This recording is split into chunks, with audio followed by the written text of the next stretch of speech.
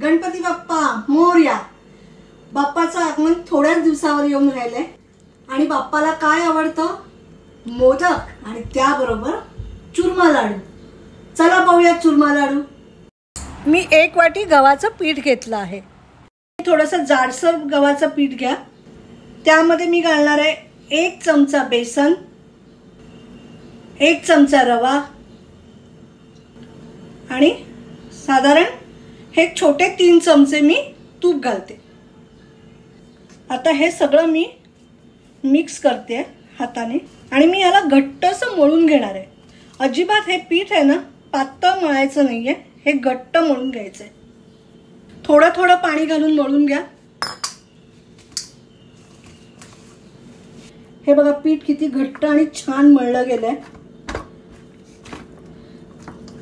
बाप्पा येणार ह्या विचारानेच घरामध्ये प्रसन्नता तयार होते। नको ना। हे बघा आता मी ह्याचं काय करणार आहे, ह्या छोट्या आकारामध्ये असे बोटाने मुठिये तयार करून घेणार आहे। आपले हे मुठिये आता तयार आहेत। आता मी हे तळणार आहे। ते पूर्णपणे आतपर्यंत तळण्यासाठी आपण हे असं बोटाने त्याला प्रेस केलेलं आहे। हे मी तेल तापत ठेवलंय।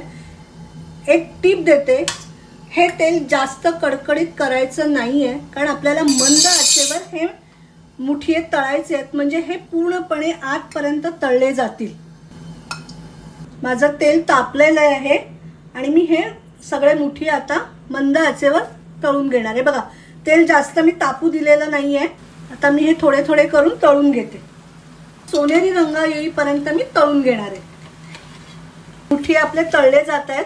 थोडा वेळ घेणार कारण आपल्याला हे मंद आचेवरच करायचे आहेत। तोपर्यंत तुमचे सगळ्यांचे मला आभार मानायचे आहेत। तुमच्या सततच्या सपोर्टमुळेच माझं चॅनल सुद्धा खूप ग्रो होतंय, तर तुमचा असाच पाठिंबा मला राहू दे आणि माझ्या व्हिडिओला लाईक, सबस्क्राईब, शेअर सगळं करा। हे बघा आपले मुठिये सोनेरी रंगावर तळून झाले। मी हे आता काढून घेते। हे सर्व मुठिये आता मी पंख्याखाली थंड व्हायला ठेवते। हे मुठिये थंड होईपर्यंत मी असे थोडे तोडून घेणार आहे। आपण हे मंद आचेवर तळल्यामुळे बघा काय झालंय, हे सुंदर आतमधनं पण तळले गेलेत। हे आपले मुठिये आता थंड झालेत। हे मी आता थोडे थोडे करून मिक्सर मधनं बारीक करून घेते। हे बघा किती छान बारीक वाटून घेतलंय। आता त्याच्या पुढची प्रोसेस सुरू करूया। मी या फोडणीच्या कढईमध्ये 2 चमचे तूप घेतलंय। आता त्यामध्ये मी टाकणार आहे काजू। छान परतून घ्या।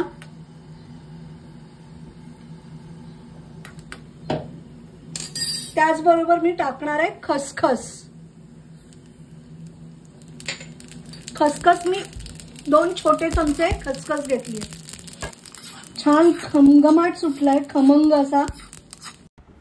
हे सर्व जिन्नस मी आता वाटलेल्या मिश्रणामध्ये घालून घेते। 1 वाटी गव्हाच्या पिठाला मी पाऊण कप तूप घेतलं आहे। याच्यामध्ये आपण पाऊण कप गूळ घालतोय। आपल्याला गुळाचा पाक करायचा नाहीये, तर फक्त गूळ या तुपामध्ये वितळून घ्यायचा आहे। आता मी त्यामध्ये घालते आहे थोडीशी वेलची पावडर। हे बघा लाडू कसे छान वळले जात आहेत। मी सगळे लाडू वळून घेते।